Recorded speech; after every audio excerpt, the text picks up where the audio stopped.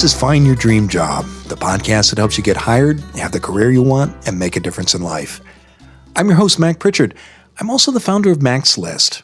It's a job board in the Pacific Northwest that helps you find a fulfilling career. Every Wednesday, I talk to a different expert about the tools you need to find the work you want. At many companies, a computer, not a human being, reviews and ranks job applications. Here to talk about how you can beat these applicant tracking systems is Brandon Laws. Brandon is marketing director at Xenium HR. He's also the host of the weekly leadership and HR podcast, Transform Your Workplace. He joins us today in the Mac's List studio in Portland, Oregon. Well, Brandon, let's get right to it. What is an applicant tracking system? The applicant tracking system is a great system for hiring managers, HR professionals to cut down on the time it takes to find good candidates. I mean, that's the simplest way I could put it. Okay, when I talk to job seekers, and I know you talk to job seekers all the time, people worry that applicant tracking systems are stopping them from getting jobs they might otherwise qualify for.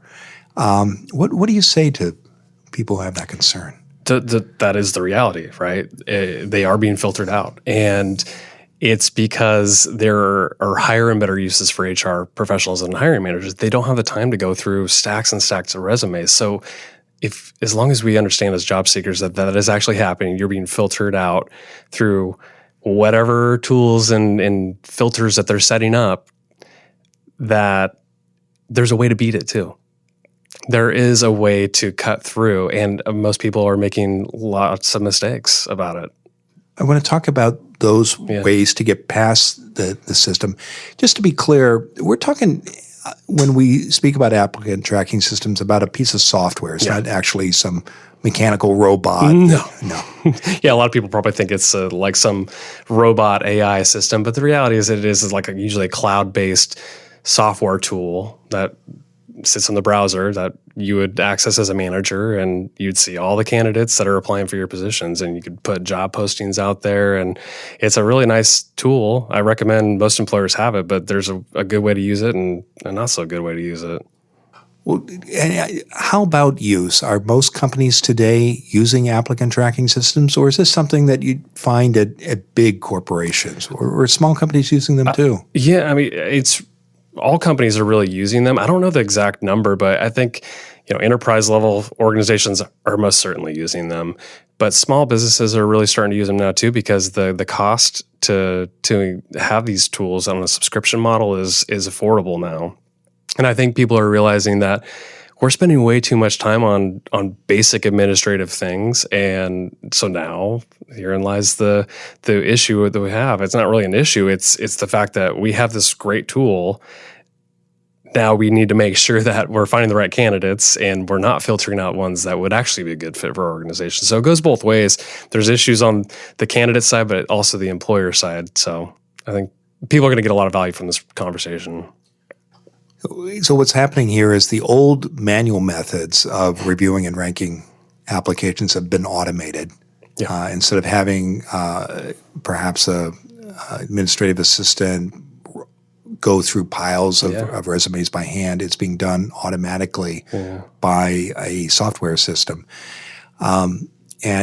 By doing so, it's saving managers time and money. Is that right? That's exactly right. I mean, Mac, you've hired plenty of people in your time. Do you remember a time before applicant tracking system where you were just literally going through paper resumes and finding the best ones? Or do you hope you still don't do that? We don't do that. We do look at every application, but I should be candid. We might get 4 or 5 dozen applications, and hiring for us at Mac's List is an event that might happen once a year. So I have sympathy with employers who are hiring dozens of people in the course of the year, and the positions might get hundreds of applications. Yeah, and the positions that I've seen, I've hired several people over the years, and when you're getting 50 to 100 applications for one position, it's really hard to go through those resumes and basically compare them side by side, and this system does that for you. Now, as a hiring manager, making sure that you see the right information that you need for the position, that's really the key to it all. And hiring managers are really going through and setting those filters that they're looking for. But on the candidate side, they're not quite sure what the manager's looking for, other than what they see on the job posting. Well, let's talk about that. You mentioned filters. These are, what do you mean when you say filters, Brandon? Because that sounds like it's the It sounds daunting. Yeah. So filters meaning like just key attributes that you'd have on the application. It could be years of experience. It could be a number of years in one particular role. Let's say I'm a marketing director, right? So if I'm applying for another marketing director role, how long have I been in this role?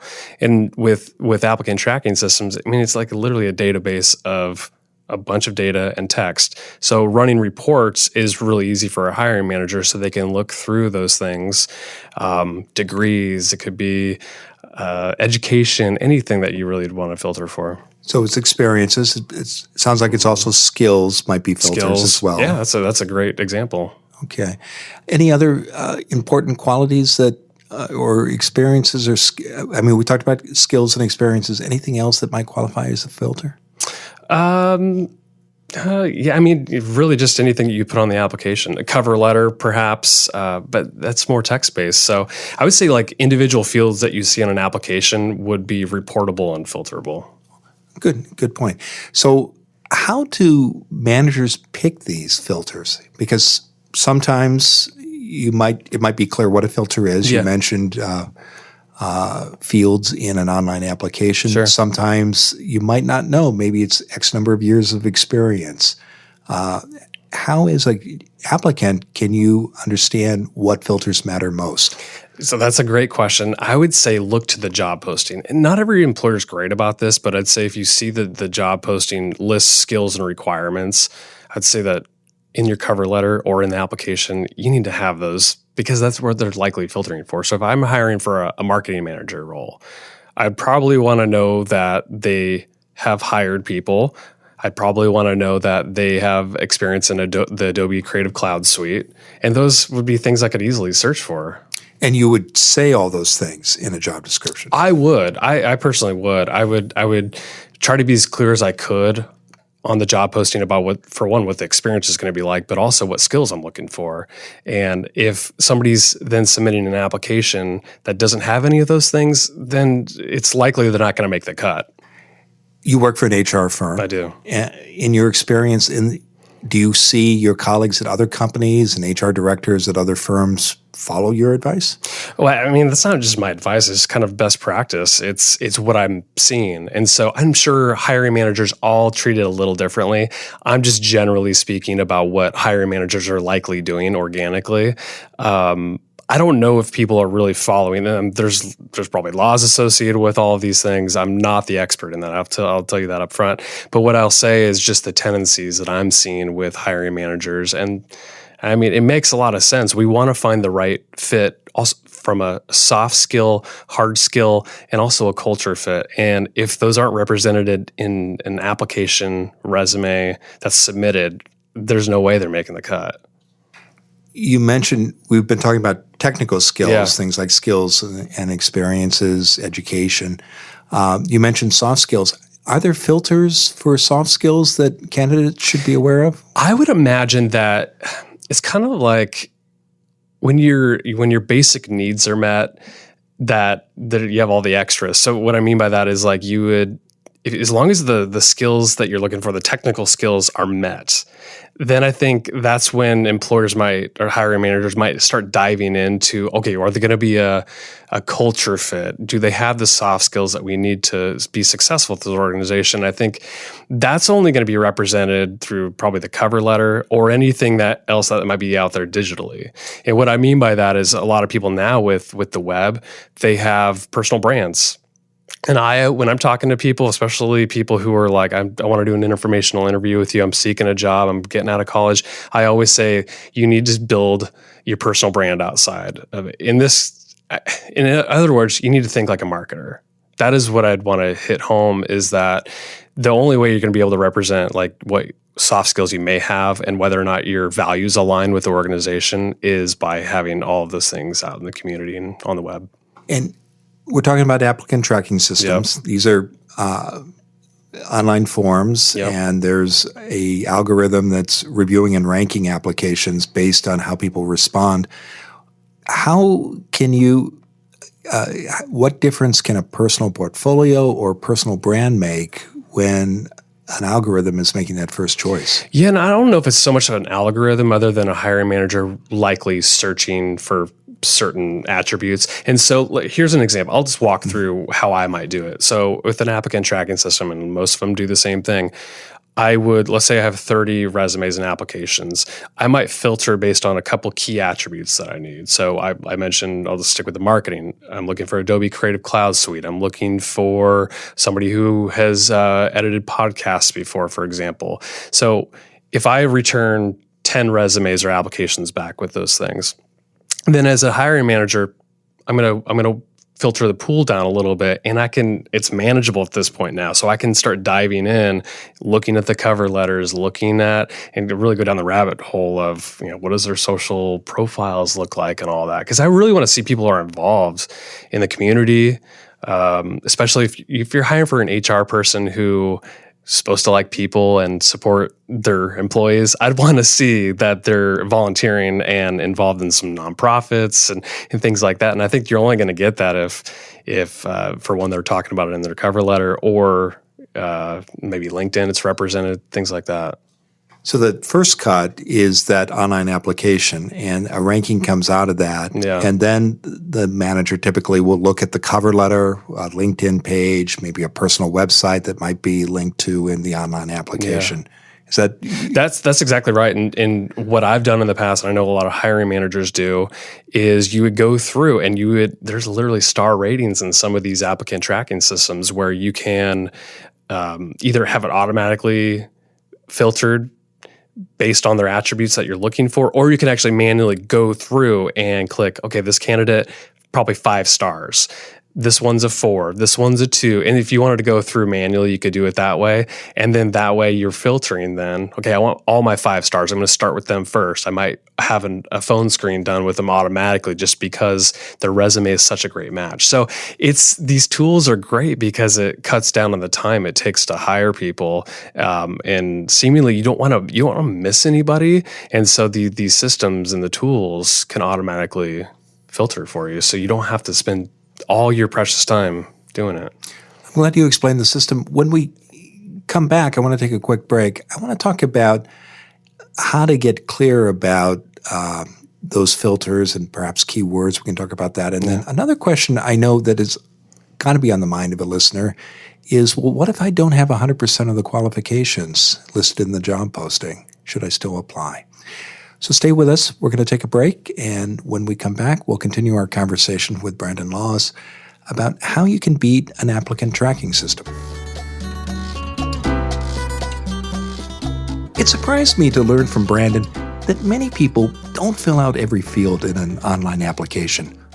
Why would you give up a chance to tell an employer about yourself? Here's something else hiring managers say that also surprises me. Many people come to job interviews unable to answer behavioral questions. How about you? Do you have your answers ready? If not, go to maxlist.org/questions. You'll get our free guide. It's called 100 Behavioral Interview Questions You Need to Know.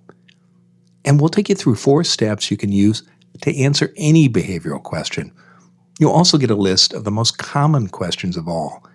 Go to maxlist.org/questions. It's free. Results matter more than promises. That's why employers ask behavioral questions, because a good answer requires you to show how you've solved problems, not talk about what you might do. Don't make up your answer on the spot. Go to maxlist.org/questions. Now, let's get back to the show.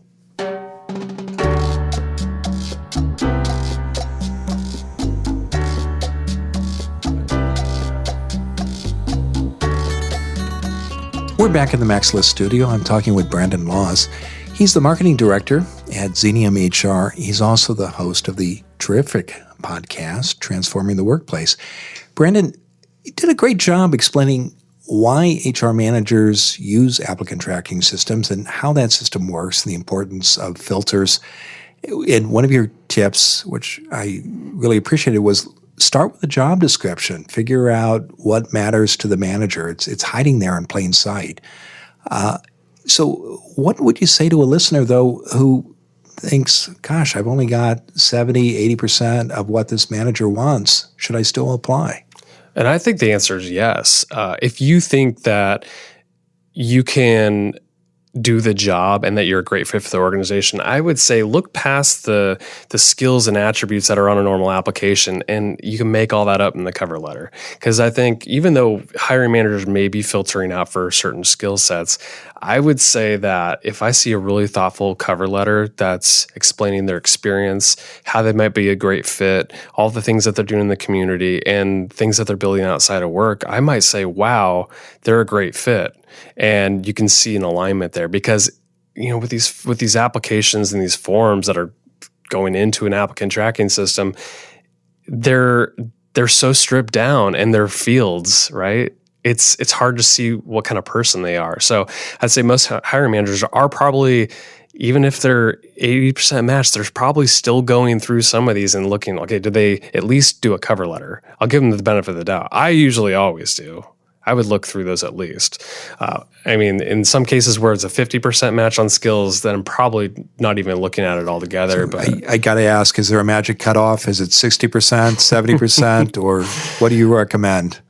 The thing is, like in the and again, I'm talking about percentage of qualifications. Yeah, absolutely. In the roles that I'm usually hiring for, these skills can be learned, so I can look past the qualifications. And a lot of times, you're paying a lot of money for someone with the exact match of qualifications. So I do like people who have a room to develop, and I think that's what I'd want to get across to a candidate is don't be scared that your qualifications don't match even 80%. I would say, like, if it feels like a right fit, I would say go for it. And there's a way to showcase yourself to make it look like you're a good fit.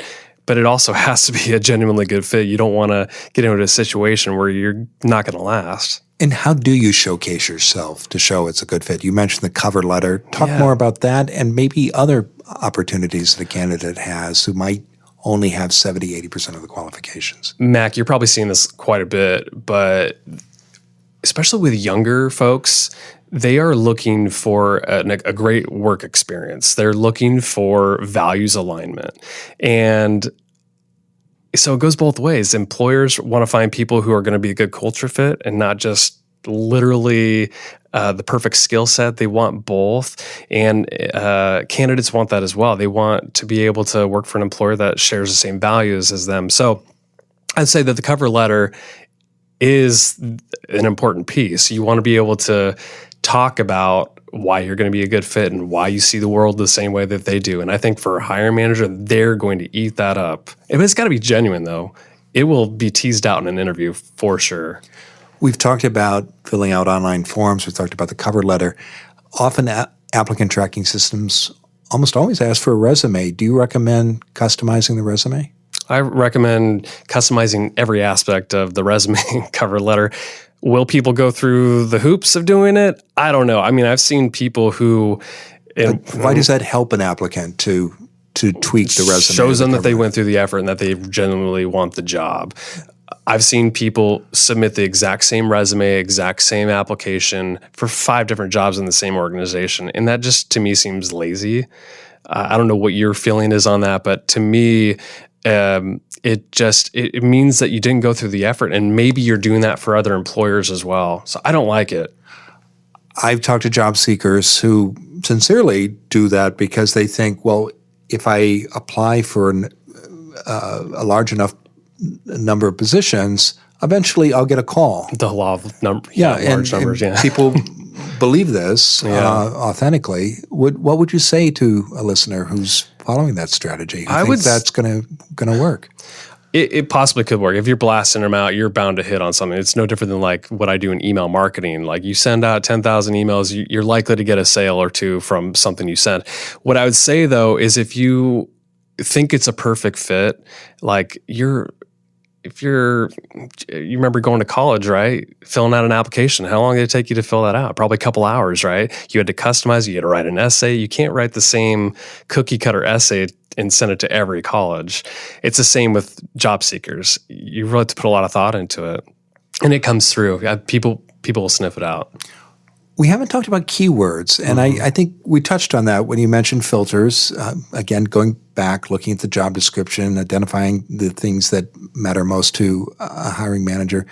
How important are using keywords, these phrases that pop up in frequently rather at a job posting?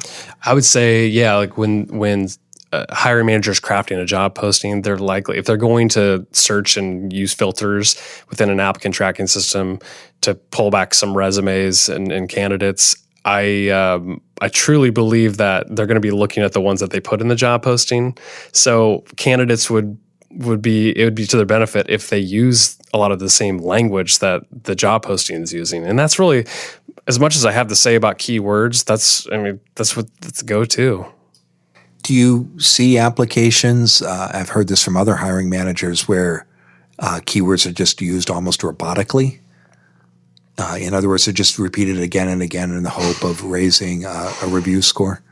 Yeah, I see that a lot, and on the marketing side of the world too, with search engine algorithms, right? I think employees are or candidates are really starting to figure that out. As if you use a bunch of the keywords over and over again, then maybe you have a chance to be at the top. Does that work? I don't know. I don't hire enough to know if I've seen my own tendencies that, like, oh, I've seen this one popping up because they're using this keyword over and over again. I don't really believe that, but I think we need to use some keywords in there so that way we do show up at least. You talked about letting a hiring manager know about your interests outside of work. Why is that going to help you get past an applicant tracking system?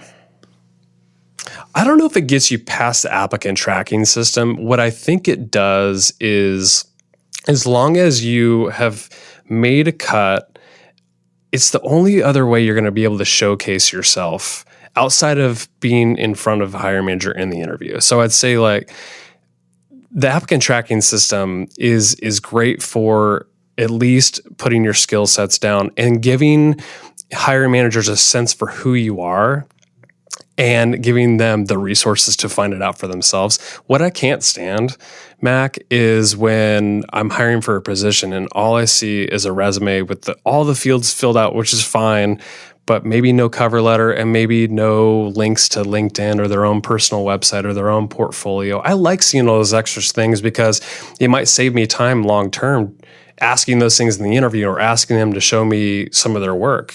If I could see it all up front, it's saving me tons of time. And it's because it's saving you time that appeals to you? Or Absolutely. Yeah. Yeah, and I think I like to do my own research. We're in this age with the digital world where most buyers, and I think of this as the same way, like most buyers are doing 95% of their education on a product or a service prior to even engaging with a salesperson. And I think the candidate experience is no different. Like as a hiring manager, I'd want to do all that research up front. So that way in the interview process, if they've made the cut, I can ask them really meaningful things like behavioral-based questions and culture-based questions.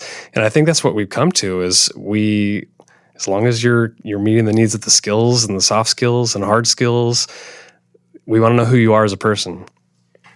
One mistake you've seen applicants make in trying to get in front of a hiring manager is not including a cover letter when dealing with an applicant tracking system.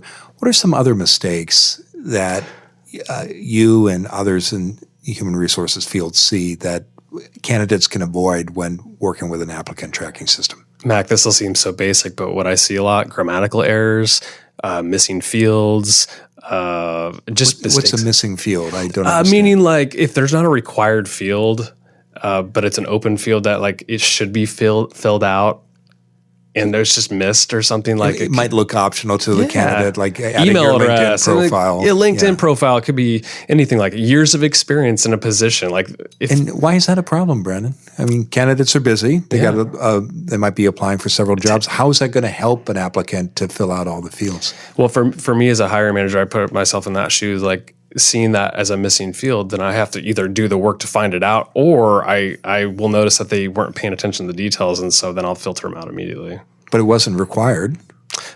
Great I'm point. just thinking about the listeners saying, well, Yeah. my time's valuable too. Why do I need to do this?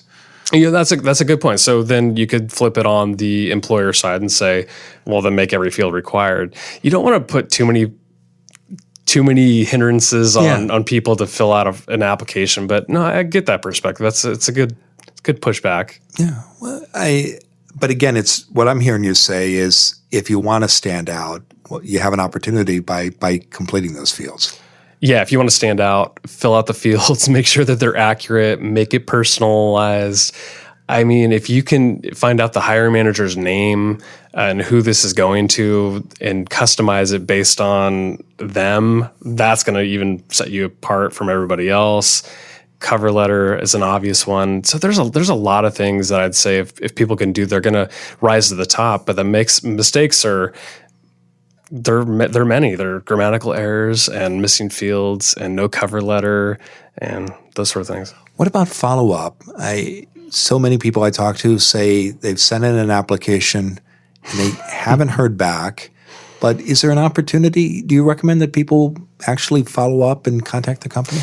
I do. The thing is, though, hiring managers and HR people will all have a different perspective on this.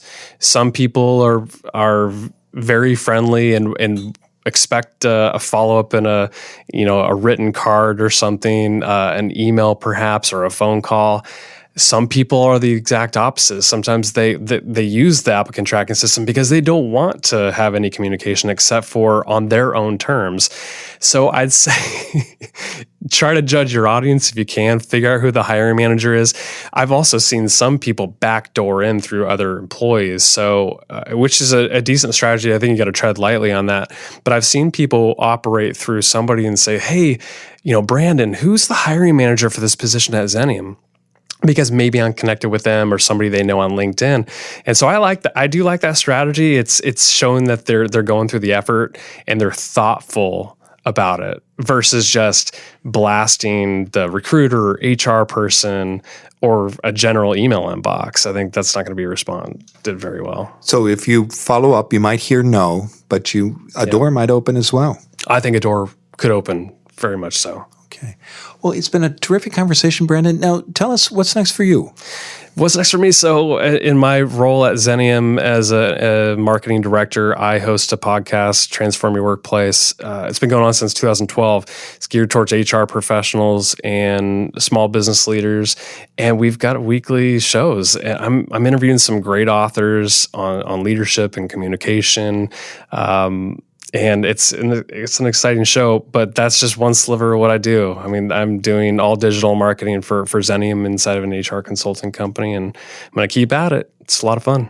I know people could learn more about your podcast by visiting xeniumhr.com/podcast. I've really appreciated your tips here today. Brandon, what is the one thing, however, that you want a listener to remember about how to beat an applicant tracking system? I think that candidates need to think like a marketer. And what I mean by that is they need to really get inside of the employer's heads, cater to the audience that they're trying to attach to, and do all the things that I suggested. Build a personal brand, showcase your personality and what you're doing in the community and the experience, and for sure, do not make any dumb mistakes.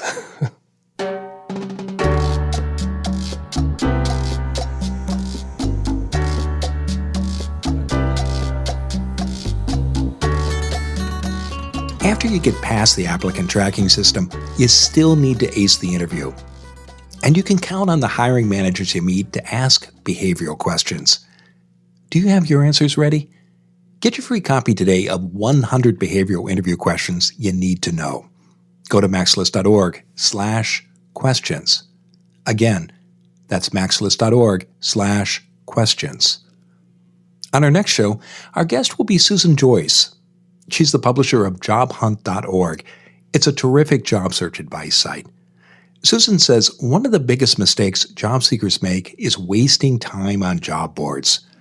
She and I will talk about dead ends to avoid when you use job boards, and we'll discuss the best ways to use your time when you look for work online. I hope you join us. Until then, thanks for letting us help you find your dream job.